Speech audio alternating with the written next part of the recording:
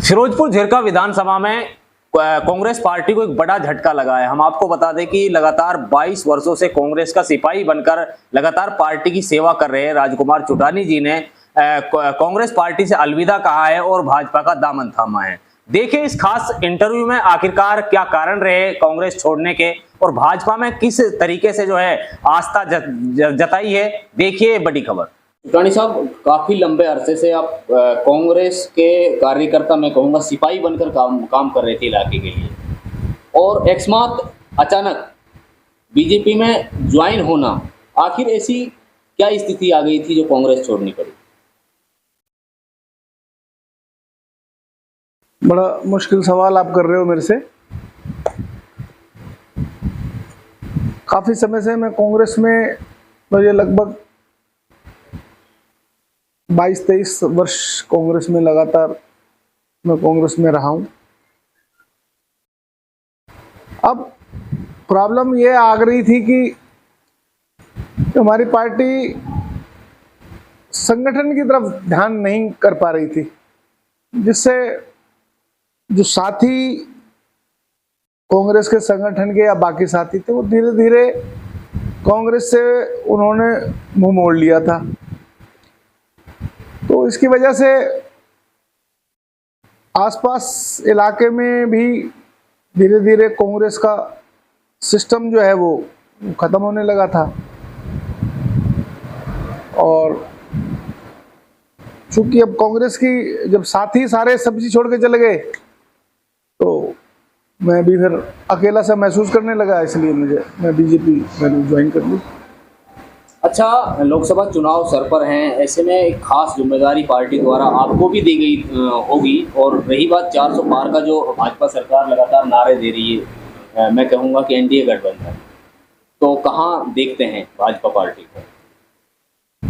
देखिए, भाजपा पार्टी का जो सिस्टम है संगठन का या और भी जो इलेक्शन लड़ने का उनका जो तरीका है,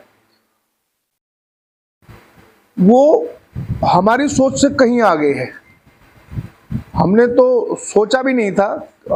उन्होंने मेरे ख्याल से जब से अभी मैंने ज्वाइन किया, मैंने उनका जो सिस्टम देखा है, वो उन्होंने इलेक्शन के काफ़ी सीढ़ियां उन्होंने पार कर ली हैं।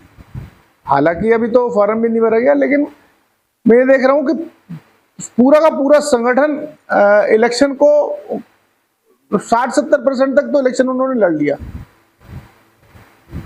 तो मैं समझता हूं कि अगर वो 400 पार का नारा दे रहे हैं तो उसमें कहना ये नामुमकिन है वो इसको पार नहीं करेंगे, क्योंकि वो हर सीट पे लगभग उन्होंने 60-70% काम कर लिया है। तो ऐसा लगता है कि अब की बार भाजपा 400 पार कर ली। भारतीय जनता पार्टी एक तरह से वॉशिंग मशीन का काम कर रही है, कहीं ऐसा तो आपको नहीं लगा इसलिए बीजेपी में जाना हो? नहीं, ऐसा मुझे कुछ ऐसा नहीं लगा।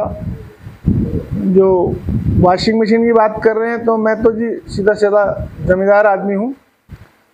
मैं किसी डर या किसी उसकी वजह से नहीं गया हूँ। मेरा तो सिंपल सा काम है। मैं कोई ऐसा कोई मोदी सरकार ने क्या काम किया है थोड़ा आपको ये, क्योंकि आप जाते हैं तो कुछ अच्छा ही देखे जाते हैं, तो इन 10 सालों में जो अभी 10 साल जो आपने भी बीजेपी में आस्था जताई, भारतीय जनता पार्टी का आपने कार्यकाल केंद्र सरकार का देखा है, तो क्या आपको लगा कि हाँ बीजेपी में जाना चाहिए? देखिए, जो मैं जिन नीतियों से प्रभावित हुआ हूँ उसमें सबसे बड़ी नीति जो मुझे लगती है कि आज से पहले, और आप पत्रकार साथी हैं, आप सब नोट कर सकते हैं इस बात को, जो उनकी नीतियां जो मुझे अच्छी लगी, वो उसमें सबसे बड़ी बात यह है कि जो रोड इंफ्रास्ट्रक्चर जो उन्होंने देश में बढ़ाया है,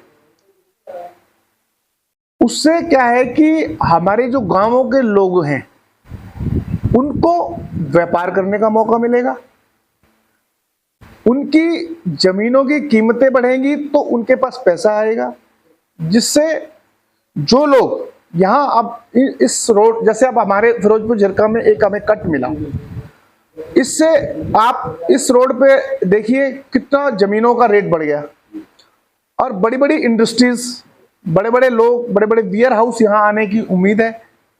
इससे क्या होगा कि इलाके की तरक्की होगी, इलाके की तरक्की होगी, फैक्ट्रियाँ आएंगी तो लोग यहाँ नौकरियाँ मिलेंगी, पढ़ेंगे, बढ़ेंगे, बड़े बड़े स्कूल्स आएंगे, बड़ी बड़ी फैक्ट्रियाँ आएंगी, बड़े बड़े वेयर हाउस होंगे, तो उसकी तरक्की बजाय दिल्ली या शहरों के या कहीं और बड़ी बड़ी जगहों पे जाने की, वो हमारी मेवात में आएगी।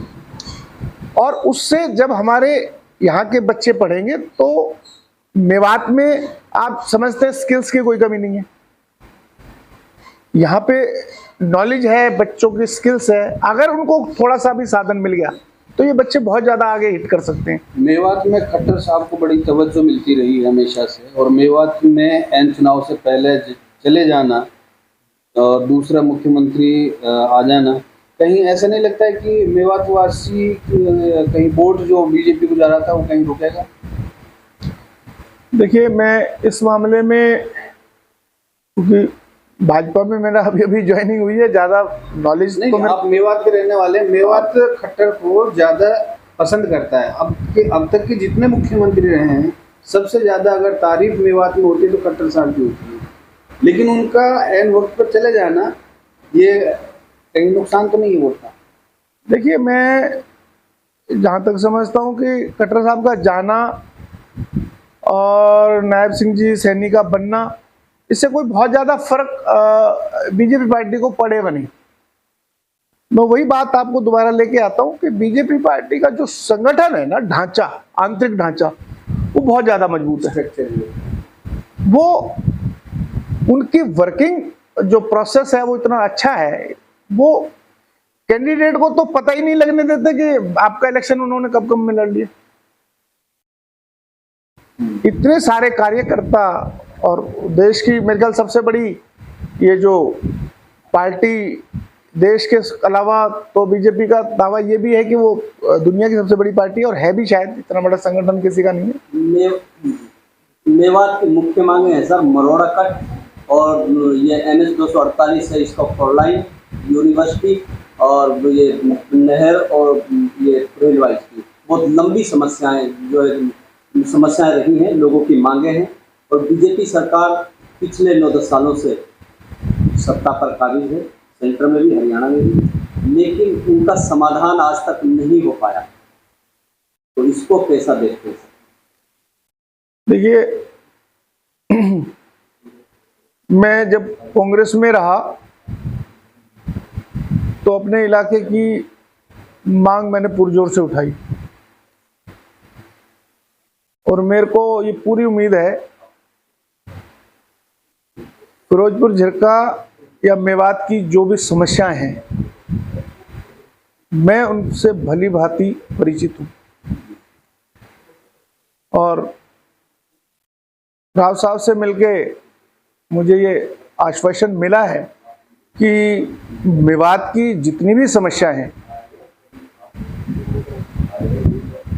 उनको दूर करने के लिए हम सभी लोग, जो भी हमारे साथी हैं, हम प्रयासरत रहेंगे।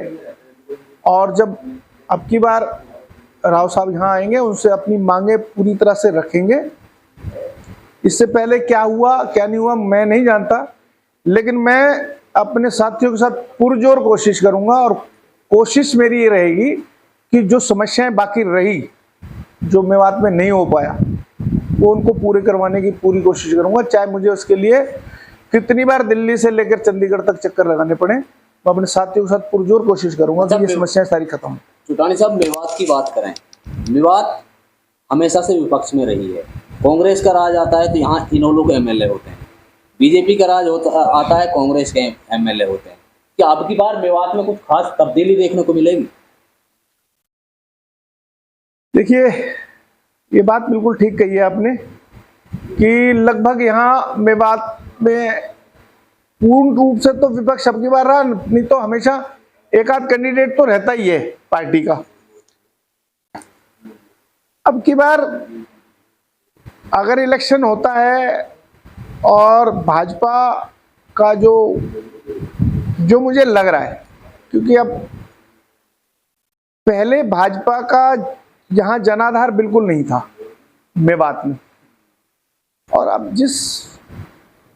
क्योंकि हमारे यहाँ फिरोजपुर झिरका, नूह, पुनाना में जो भाजपा के किसी भी कैंडिडेट ने वोटों के नाम पे कोई बहुत ज्यादा वोट नहीं ली, लेकिन आप पिछली बार देखेंगे तो हार जीत बड़ी नजदीक रही है।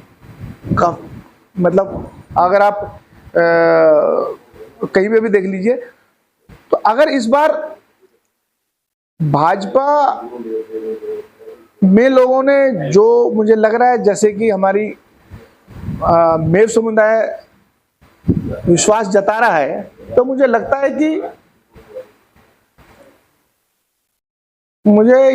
कि हो सकता है कि अब की बार भाजपा की इस मेवात में भी भागीदारी बन जाए, और अगर ऐसा होता है तो हमें बड़ी आसानी होगी यहाँ के समस्याओं को दूर करवाने में। पहली प्रथा टूटेगी इस बार।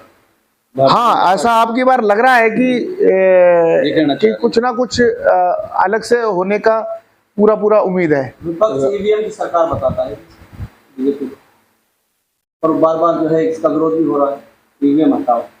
देखिए, ये तो अब मतलब ईवीएम से बात ये है कि ईवीएम की कुछ लोग ही कहते हैं, बाकी सभी नहीं कहते। हमारी अपनी भी कई बार हमारे इंटरनली सब लोगों से बात होती है। देखिए, ईवीएम से अगर होता इलेक्शन तो ईवीएम से तो फिर हार जीत कहीं पे भी कैसे भी हो जाती है। अच्छा, ऐसा नहीं है कि बाकी पार्टियां नहीं जीतती हैं, बाकी आपके सामने है। 15% की उसमें जो है सेटिंग बताते हैं, जो आम आदमी पार्टी का जो सांसद है डॉक्टर सुशील गुप्ता, वो कह रहा है आपकी बात 15% वोट ज्यादा देना, क्योंकि इन लोगों ने 15% की सेटिंग की हुई है मशीन। देखिए, जब जिनको अब उन्होंने कहा है तो ये तो वही बता सकते हैं, मैं तो कैसे बता सकता हूँ। राव साहब 15% की, अगर उनको 15% की सेटिंग का ही पता है तो फिर मतलब बाकी तो बात क्या कहूँ मैं अब उसके लिए। ऐसा मेरे संज्ञान में कुछ नहीं है, और मुझे नहीं लगता कि ईवीएम में सेटिंग हो सकती है।